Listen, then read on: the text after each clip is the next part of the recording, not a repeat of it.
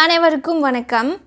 நம்ம முன்னாடி பார்த்த vocabulary சீரீஸில் இருக்க வேர்ட்ஸ் எல்லாமே கொஞ்சம் கஷ்டமாக இருக்குது அப்படின்னு சொல்லிட்டு சில பேர் கேட்டிருந்தாங்க.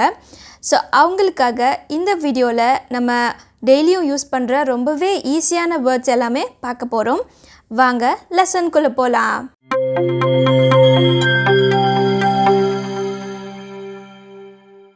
இந்த vocabulary சீரீஸில் நம்ம பார்க்க போகிற ஃபர்ஸ்ட் வேர்ட் belong. பிலாங்கோட தமிழ் மீனிங் சொந்தமானது அல்லது சேர்ந்தவை. இப்போ நம்ம எக்ஸாம்பிள் சென்டென்சஸ் பார்க்குறப்போ நம்மளுக்கு ரொம்ப ஈஸியாக புரிஞ்சிடும். This book belongs to me. இந்த புக்கு எனக்கு சொந்தமானது. This bike belongs to my friend. இந்த பைக்கு என்னோட ஃப்ரெண்டோடது அல்லது இந்த பைக்கு என்னோட ஃப்ரெண்டுக்கு சொந்தமானது. ஸோ இந்த மாதிரி ஏதாவது ஒரு பொருள் எனக்கு சொந்தமானது, என்னோடய ஃப்ரெண்டுக்கு சொந்தமானது, இந்த ஹவுஸ் என்னோடய அங்கிளுக்கு சொந்தமானது. ஸோ இந்த மாதிரி சொல்கிறப்போ நம்ம பிலாங் வச்சு சென்டென்சஸ் பேசிக்கலாம். This house belongs to my uncle. இந்த வீடு என்னோட அங்கிளுக்கு சொந்தமானது. ஸோ அந்த மாதிரி சொல்கிறப்போலாம் இந்த எக்ஸாம்பிள் சென்டென்சஸ் யூஸ் பண்ணிக்கலாம். இப்போது நெகட்டிவாக சொல்கிறப்போ சென்டென்ஸ் எந்த மாதிரி வரும்? இது என்னோடையது இல்லை, இது எனக்கு சொந்தமானது இல்லை, அந்த மாதிரி சொல்கிறப்போ it does not belong to me. இது எனக்கு சொந்தமானது இல்லை. இப்போ அதே மாதிரி கொஸ்டின் ஃபார்ம் கேட்குறோன்னு வச்சுக்கோங்க. இந்த பைக் உனக்கு சொந்தமானதா, இந்த வீடு உனக்கு சொந்தமானதா. ஸோ அந்த மாதிரி கேட்குறப்போ does this bike belong to you? இந்த பைக்கு உனக்கு சொந்தமானதா? does this bike belong to you? So இந்த மாதிரி கொஸ்டின் ஃபார்மில் கேட்டுக்கலாம். இப்போ வேறு என்ன எக்ஸாம்பிள் சென்டென்சஸ் பார்க்கலாம். I belong to you. You belong to me. இந்த கல்யாண இன்விடேஷனில் அவங்களுக்குள்ளே பேசிக்கிறப்போ இந்த மாதிரி பேசிப்பாங்கள்ல, நான் உனக்கு சொந்தமானவள், நீ எனக்கு சொந்தமானவன். ஸோ அந்த மாதிரி பேசுகிறப்போலாம் இந்த மாதிரி சென்டென்சஸ் நம்ம யூஸ் பண்ணிக்கலாம். அதுக்கப்புறம் Ram belongs to that family. Ram அந்த குடும்பத்தை சேர்ந்தவன். ஸோ தமிழில் நம்ம எப்போலாம் இது எனக்கு சொந்தமானது, இது அவனுக்கு சொந்தமானது, அவன் இந்த குடும்பத்தை சேர்ந்தவன், அவன் அந்த பள்ளியை சேர்ந்தவன், ஸோ இந்த மாதிரிலாம் சொல்கிறோமோ அப்போலாம் நம்ம பிலாங் வச்சு சென்டென்ஸ் ஃபார்ம் பண்ணி பேசிக்கலாம். இதுக்கு முன்னாடி நம்ம பிலாங்கிங்ஸ் அப்படின்னு சொல்லிட்டு ஏதோ ஒரு வீடியோவில் பார்த்தோம். உடைமைகள், பிலாங்கிங்ஸ், நமக்கு சொந்தமான எல்லாமே உடைமைகள் அப்படின்னு சொல்லிட்டு பார்த்தோம். Take care of your belongings. Don't leave your belongings in the classroom. Class ரூமில் உங்களுக்கு சொந்தமான எதுவுமே விட்டுட்டு போகாதீங்க. ஸோ அந்த மாதிரி சொல்கிறப்போ இந்த சென்டென்சஸ் நம்ம யூஸ் பண்ணிக்கலாம். Don't leave your belongings in the classroom. Take care of your belongings. நம்ம நெக்ஸ்ட் பார்க்க போகிற வேர்ட் பிகின். பிகின்னா தமிழ் மீனிங் தொடங்கு. இப்போ எக்ஸாம்பிள் சென்டென்சஸ் பார்க்கலாம். Shall we begin? ஆரம்பிக்கலாங்களா? School begins at 9. இப்போ நம்ம வீட்டில் அவசரப்படுத்துகிறாங்க சீக்கிரம் கிளம்ப சொல்லி. அப்போ நம்ம சொல்கிறோம் ஸ்கூல் பிகின்ஸ் அட் 9. ஸ்கூல் 9 மணிக்கு தான் தொடங்குது. ஸோ நான் ஏன் இப்படி என்ன அவசரப்படுத்துகிறீங்க அந்த மாதிரி கேட்குறப்போ நம்ம சொல்லிக்கலாம். The game is going to begin soon. Game சீக்கிரம் ஆரம்பிக்க போகுது, நான் சீக்கிரம் போகணும். ஸோ அந்த மாதிரி சொல்வோம்ல, அப்போ நம்ம இந்த சென்டென்ஸ் சொல்லிக்கலாம். அடுத்து she suddenly began to cry. பிகினோட past form of the verb began. So இந்த சென்டென்ஸ் என்ன மீனிங் வரப்போகுது? அவள் திடீர்னு அழ ஆரம்பிச்சிட்டா. ஸோ நம்ம யார்கிட்ட சொல்கிறப்போ என்னன்னு தெரில, அவள் திடீர்னு அழ ஆரம்பிச்சிட்டா, இல்லை ஒரு குழந்த அழ ஆரம்பிச்சிருச்சு. ஸோ அந்த மாதிரி சொல்கிறப்போ நம்ம இந்த சென்டென்ஸ் யூஸ் பண்ணிக்கலாம். She suddenly began to cry. அவள் திடீர்னு அழ ஆரம்பித்தாள் அப்படின்னு past tenseல நம்ம சொல்லிக்கலாம். I began to save money when I was young. நான் சின்ன வயசாக இருக்கப்போ காசு சேவ் பண்ண ஆரம்பித்தேன். ஸோ யாராவது நம்மக்கிட்ட கேட்குறப்போ இவ்வளோ காசு வச்சுருக்க அந்த மாதிரி கேட்குறப்போ நான் சின்ன வயசுலேருந்தே காசு சேவ் பண்ணுவேன் அந்த மாதிரிலாம் சொல்லுவோம்ல, அப்போ இந்த சென்டென்ஸ் நம்ம சொல்லிக்கலாம். I began to save money when I was young. அடுத்து it began to rain when I was about to leave. இப்போ நம்ம ஃப்ரெண்டு வீட்டுக்கு போயிட்டு லேட்டாக வீட்டுக்கு போகிறோம். அப்போ வீட்டில் கேட்பாங்கல்ல ஏன் லேட்டு அந்த மாதிரி சொல்லிட்டு, அப்போ நம்ம என்ன சொல்கிறோன்னா நான் கிளம்பலான்னு போனப்போ மழை வந்துடுச்சு. ஸோ அந்த மாதிரி சொல்கிறப்போ இந்த சென்டென்ஸ் நம்ம யூஸ் பண்ணிக்கலாம். It began to rain when I was about to leave. So about to, going to இந்த யூசேஜ்லாம் நம்ம ஏற்கனவே பார்த்துட்டோம். ஸோ அதில் சென்டென்ஸ் ஃபார்ம் பண்ணுறது நம்மளுக்கு ஈஸியாக இருக்கும்னு நினைக்கிறேன். அடுத்து நம்ம பார்க்க போகிற வேர்ட் ஷவுட். ஷவுட்னா தமிழ் மீனிங் கத்துறது, கூச்சலிடு, அந்த மாதிரி மீனிங் வரப்போகுது. இப்போ நம்ம முன்னாடி எல் அப்படிங்கிற ஒரு வேர்ட் பார்த்துருக்கோம் vocabulary சீரீஸில். அது முன்னே பார்த்தவங்களுக்கு ஞாபகம் இருக்குதுன்னு நினைக்கிறேன். ஸோ அதே மீனிங் தான் ஷவுட்டுக்கும் வரப்போகுது, கத்துறது. டோன்ட் ஷவுட், கத்தாத. டோன்ட் ஷவுட் அட் மீ, எங்கிட்டலாம் கத்துற வேலை வச்சுக்காத அப்படின்னு சொல்லிட்டு நம்ம யாராவது திட்டுவோம்ல. Don't shout at me. அடுத்து I shouted your name but you didn't hear me. இப்போ நம்ம ஃப்ரெண்டுக்கிட்ட சொல்லுவோம்ல, நான் பேரை சொல்லி கத்திட்டே இருந்தேன் ஆனால் உனக்கு கேட்கவே இல்லை அந்த மாதிரி. ஸோ அந்த மாதிரி சொல்கிறப்போ I shouted your name but you didn't hear me. Why are you shouting, I can hear you. இப்போ யாராவது கத்துறாங்கன்னா நம்ம அவங்கக்கிட்ட போய் சொல்வோம்ல, ஏன் கத்திட்டு இருக்க, why are you shouting, I can hear you, எனக்கு நீ பேசுகிறது நல்லாவே கேட்குது. அடுத்து இப்போ நம்ம யாரையாவது திட்டோம் அப்படின்னு வச்சுக்கோங்க, அப்போ நம்ம திரும்பி போயிட்டு சாரி கேட்குறப்போ I'm sorry for shouting at you. I'm sorry for shouting at you. Ram began to shout. Ram கத்த ஆரம்பித்தான். ஸோ இப்போ தான் நம்ம பிகின் பார்த்தோம். பிகினோட past form of the verb தான் began. ஸோ இதில் நம்மளுக்கு எந்த குழப்பமும் இருக்காதுன்னு நினைக்கிறேன். இப்போ நெக்ஸ்ட் வேர்ட் என்னென்னு பார்க்கலாம். ஸ்பிட். ஸ்பிட் அப்படின்னா தமிழ் மீனிங் துப்புதல். இப்போ எக்ஸாம்பிள் சென்டென்சஸ் நம்ம பார்க்கலாம். We should not spit on the street. இப்போ தெருவில் துப்பக்கூடாது. ஸோ அந்த மாதிரிலாம் சொல்லுவாங்கள்ல. We should not spit on the street. அடுத்து please spit it out and wash your mouth. இப்போ நம்ம பபுள் காம் ஏதாவது வாயில் வச்சு மென்னுட்டு இருக்கோம். அப்போ நம்ம வீட்டில் வந்து சொல்கிறாங்க, தயவு செஞ்சு போய் துப்பிட்டு போய் வாய் கழுவு அந்த மாதிரி சொல்லுவாங்கள்ல.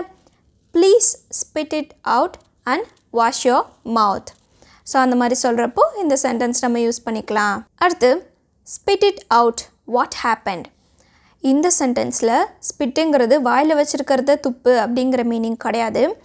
இப்போது நம்ம ஃப்ரெண்டு கூட பேசிகிட்டே இருக்கோம், என்ன நடந்துச்சு அப்படின்னு கேட்குறோம். அவங்க எதுவுமே சொல்லலை. உடனே நம்ம டென்ஷன் ஆகிட்டு வாயில் என்ன வச்சுருக்க சொல்லு, என்னாச்சு அந்த மாதிரி கேட்போம்ல. ஸோ அந்த இடத்துல நம்ம இந்த சென்டென்ஸ் யூஸ் பண்ணிக்கலாம். ஸ்பிட் இட் அவுட், அதாவது உன்னோட வார்த்தைகளை வெளியேற்று அப்படிங்கிற மீனிங் வரும்.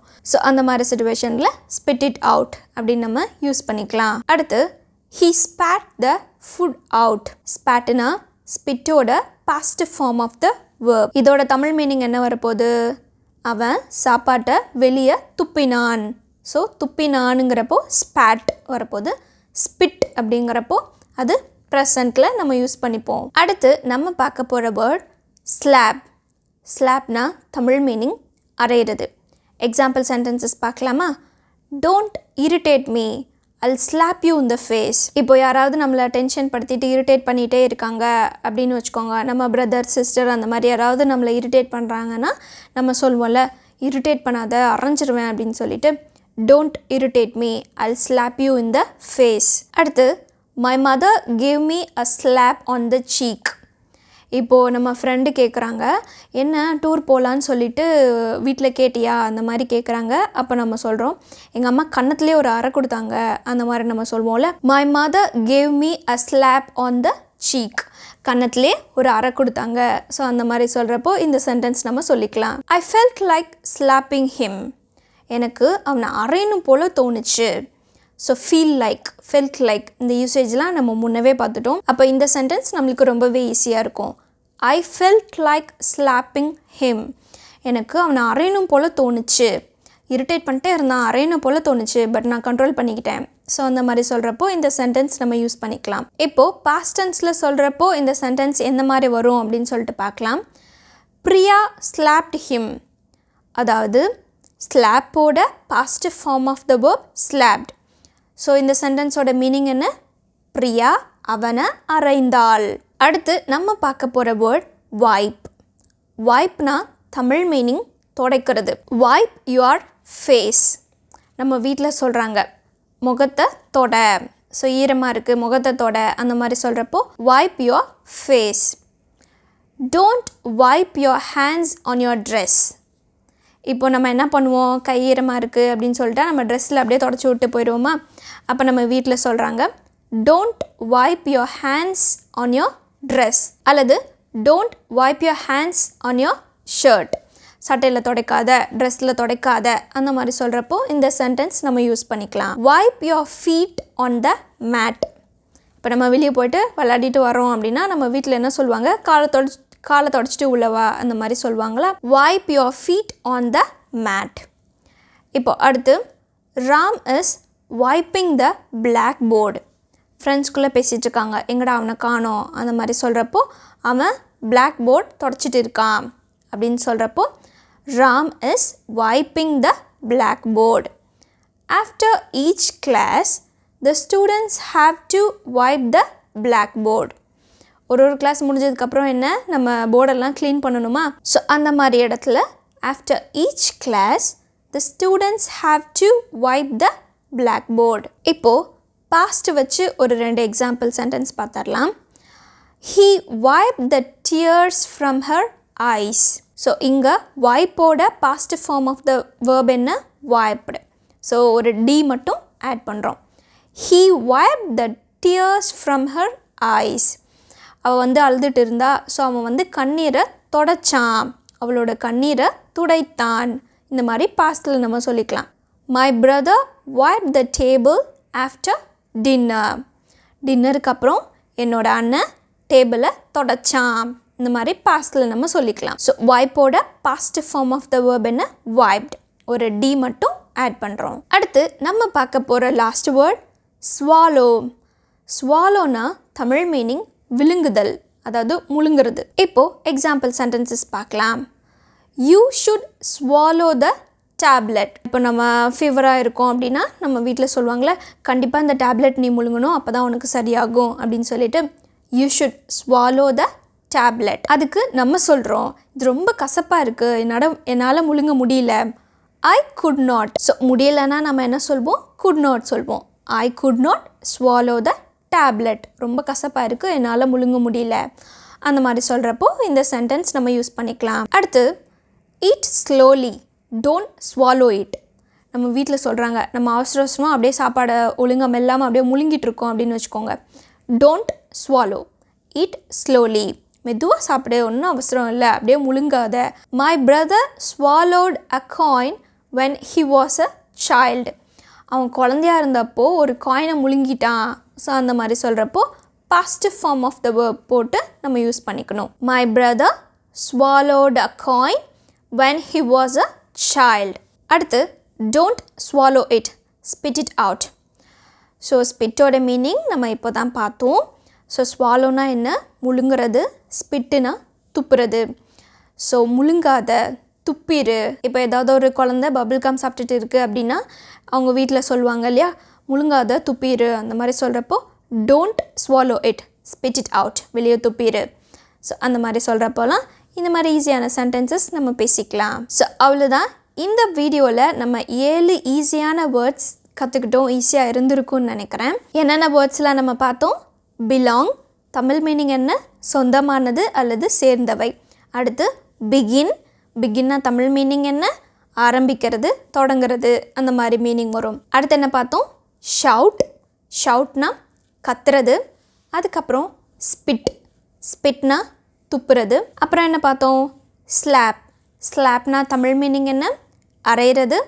அடுத்து வைப், வைப்னா துடைக்கிறது. அடுத்து லாஸ்ட்டாக என்ன பார்த்தோம், ஸ்வாலோ, ஸ்வாலோனா விழுங்குறது. ஸோ அவ்வளோதான். இந்த வேர்ட்ஸ் எல்லாம் எல்லாருக்கும் தெரிஞ்ச வேர்ட்ஸ் தான். பட் எக்ஸாம்பிள் சென்டென்சஸ் உங்களுக்கு யூஸ்ஃபுல்லாக இருந்திருக்கும்னு நினைக்கிறேன். யூஸ்ஃபுல்லாக இருந்ததா இல்லையா அப்படிங்கிறத கமெண்ட்டில் சொல்லுங்கள். தேங்க்யூ.